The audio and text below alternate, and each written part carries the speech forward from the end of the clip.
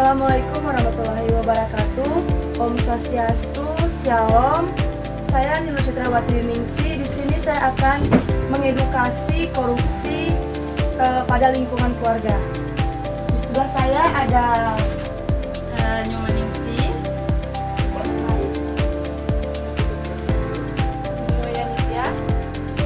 Nah, jadi itulah keluarga saya.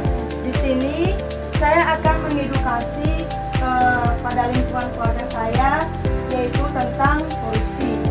Jadi, korupsi itu merupakan penyalahgunaan kekuasaan untuk memperoleh keuntungan pribadi atau kelompok dengan cara mengambil hak orang lain yang dapat merugikan diri sendiri. Penyalahgunaan korupsi dapat merujuk pada berbagai cara, di mana kekuasaan atau posisi yang dimiliki seseorang digunakan untuk mendapatkan keuntungan pribadi secara tidak sah atau dapat melanggar hukum. Biasanya korupsi itu terjadi dalam bentuk penerimaan atau pemberian suap. Contoh penerimaan suap itu seperti kita memberikan atau menerima uang dari pihak orang lain sebagai imbalan untuk memberikan keuntungan yang seharusnya kita tidak menerima itu. Dan yang contoh kedua ada penyuapan. Penyuapan itu seperti kita memberikan atau menerima uang yang seharusnya tidak kita lakukan atau tidak kita terima, yang bukan menjadi hak milik kita sendiri.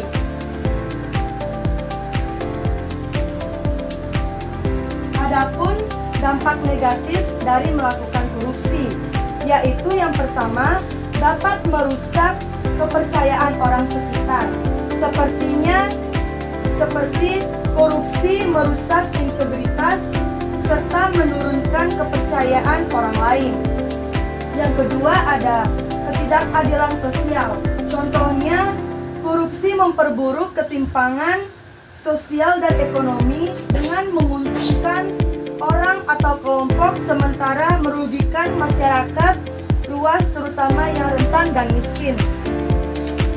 Yang ketiga ada kerusakan ekonomi. Contohnya, kerusakan ekonomi itu dapat mengurangi kepercayaan investor, merusak iklim bisnis, serta menghambat pertumbuhan ekonomi yang sehat dan berkelanjutan. Yang kelima ada kerusakan lingkungan. Contohnya itu seperti penurunan terhadap masyarakat sekitar. Yang keenam ada kerusakan moral dan etika. Contohnya, korupsi merusak nilai-nilai moral dan etika dalam masyarakat dengan mengajarkan bahwa kesuksesan dapat dicapai dengan cara tidak jujur dan tidak adil. Penyalahgunaan korupsi ini dapat merusak integritas sistem dan pelayanan publik serta merusak keadilan dalam masyarakat. Nah, kita dalam satu keluarga agar bisa menerapkan kejujuran terhadap keluarga, terutama kepada anak-anak atau adik-adik kita, agar tidak terjadinya penggelapan uang atau korupsi. Nah, itulah edukasi korupsi pada lingkungan keluarga. Diberikan kesempatan pada keluarga jika ingin menanyakan mengenai korupsi.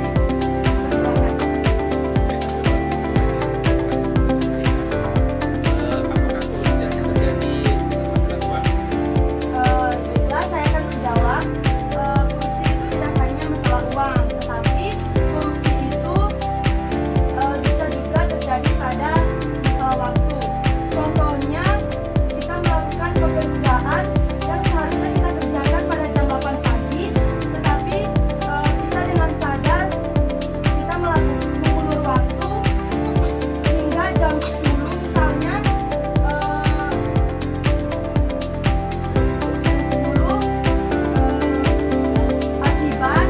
Akibat kita keasikan bermain HP atau nonton. Itulah hal kecil yang terjadi. Itulah hal